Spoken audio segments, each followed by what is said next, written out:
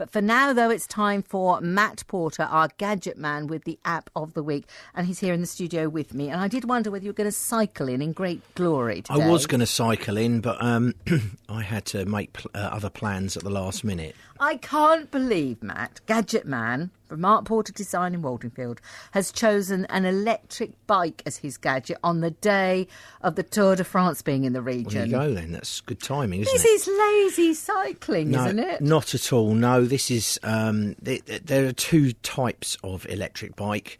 There are what's called twist and go, which take you up to about 15 miles an hour, and this type of bike, which is actually assisted.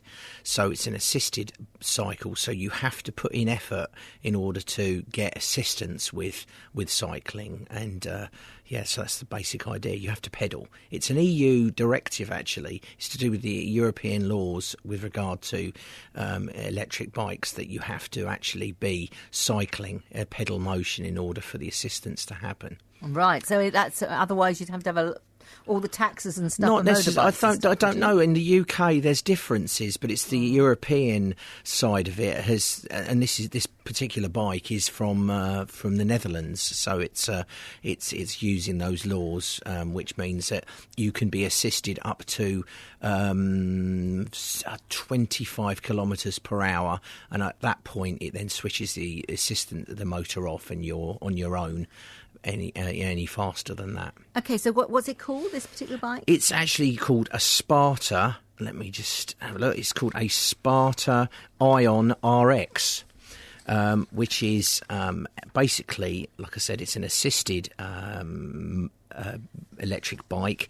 It was lent to me by a very helpful shop in Leiston called justebikes.co.uk. A nice chap called James.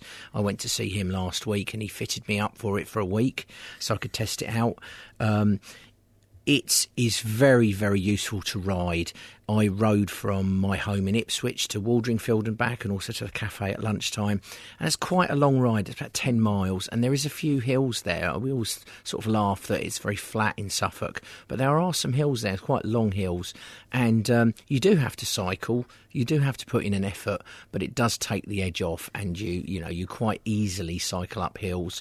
You're using the gears, making sure you're dropping the gears down so it doesn't make it too difficult for you. But in fact, when you are cycling, it's quite enjoyable because you've got a real smile on your face when you're talking about really this. Lovely. It's a really lovely idea. It's for the people that do cycle or have cycled in the past. It's a real good alternative to driving. Obviously you don't have to pay for road tax. Fuel is simply charging it up at night, so it's negligible amount of electricity to charge it. The battery lasts about 60 kilometres. You can get larger batteries. And you can set it for different speed settings. So it's got 5 different speed settings and different modes. So power mode, which is what I rode it on.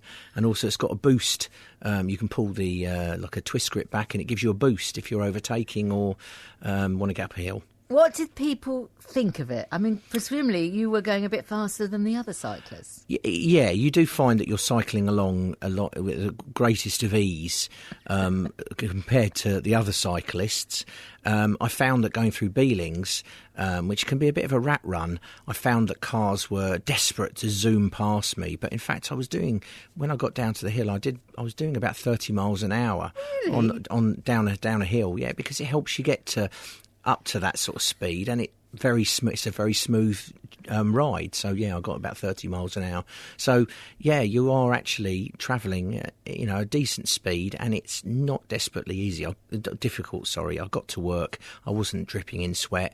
I had a nice pleasant glow, I think would be how I'd describe it, but it was a hot day. So. See, Matt, I can just imagine you on this bike, going off to watch the Tour de France and decide to sort of join in. Yeah. Sort of sail past everybody. I wouldn't be able to keep up with those riders. They travel at sort of 50 miles an hour in some places. So, it would be no match for those. But it's a great idea. And like I said, especially if you're paying for parking, if you're going to work and things like that, there's no cost to park it. It's very secure as well. It has several security measures built into it which stop it being any use to anybody that steals it. What sort of price range are we talking about? Because it must be more expensive than an ordinary bike. This particular bike is in the region of £1,600, which lots of people would think, oh, gasp at.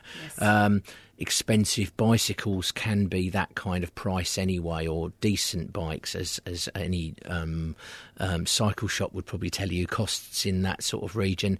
Yes, it is more expensive than, say, buying a bike down at a large retailer, but you are getting quite a lot for your money. So, you're getting a very high quality machine with a big battery on it. It's got rack, mud guards. Oh, it's got lights as well built into it, and they can be set to come on automatically as darkness drops.